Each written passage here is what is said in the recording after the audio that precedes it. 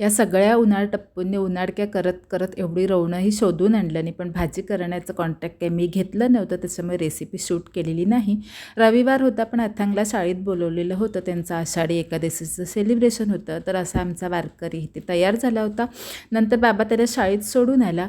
सोनूने इथे दारात मस्त अशी रांगोळी काढली होती आणि तुळशीजवळसुद्धा छान अशी पूजा वगैरे करून झाली. आणि त्यानंतर अथांगच्या शाळेत गेलो, कारण का दुपारी त्याला आणायचं होतं. आज स्कूलचं टायमिंग 8 ते 12 असं होतं. तसं घरातलं सगळं आवरून मग आम्ही त्याला आणायला गेलो आणि तिथून आम्हाला मंदिरात पण जायचं होतं, तर म्हटलं त्याला घेऊन जाऊयात. तर त्यांना ॲक्च्युली मंदिरात नेलेलं होतं, तर त्याच्यासाठी गाड्या वगैरे अशा छान अशा सजवलेल्या होत्या. त्याच्यामुळे अथांग खूप एक्सायटेड होता. तो आल्यावरती घरी आल्याच्यानंतर तिकडच्या सगळ्या गमती जमती सांगत होता.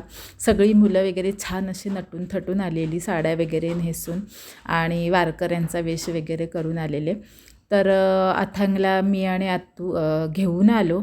बाबा आणि काका बाहेर थांबलेले होते आणि त्याच्यानंतर आम्ही सगळेच मिळून विठ्ठलाच्या मंदिरात गेलो. तिथं छान असं भजन चालू होतं. ऐकून आणि बघूनसुद्धा खूप छान वाटलं. दर्शन वगैरे व्यवस्थित झालं आणि त्यानंतर मग आम्ही घरी आलो. दुपारचं जेवण केलं, आराम केला आणि त्याच्यानंतर आम्हाला संध्याकाळी करायची होती पाणीपुरी. बरेच दिवस करतो म्हणून अशी मागे मागे राहिलेली, तर आज त्याला मुहूर्त काढला. चंदनलासुद्धा पाणीपुरी हवी होती, तर त्याचीसुद्धा इच्छा पूर्ण होईल. तर त्यासाठी आज घाट घातलेला. हा मस्त पाणीपुरी खाल्ली. एवढं सगळं खाऊन झाल्याच्या नंतर मग रात्री जेवणार काय म्हणून मग शॉर्टकट आपला रोजचा बेत खिचडी भात. तर खिचडी भात खाल्ला. तोसुद्धा खूप छान झाला होता, पण भूक जास्त नव्हती त्याच्यामुळे कमी खाल्ला.